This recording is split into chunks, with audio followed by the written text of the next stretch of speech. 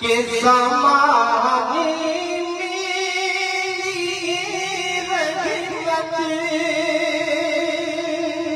सुनिए नाज़िम इजलास आपके भरपूर तारीफ करता हूं के ज़माने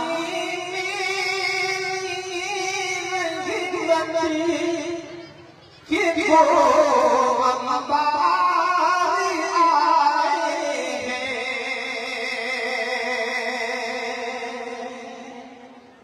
ज़माने के वो अंबारी आए हैं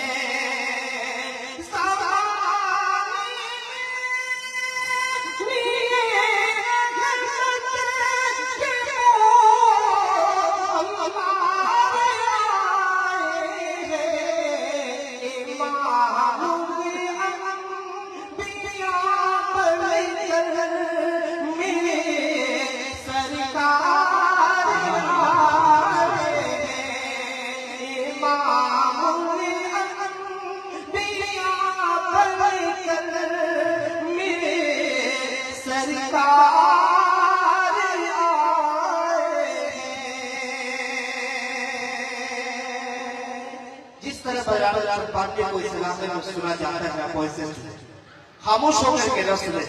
सुभान अल्लाह की सदाएं आनी चाहिए। एक मरतबा कह दीजिए सुभान अल्लाह माशाअल्लाह। पढ़ता हूँ बतौर खास तमाम उलमाए किराम की दुआएं इस शेर पर के खुशी से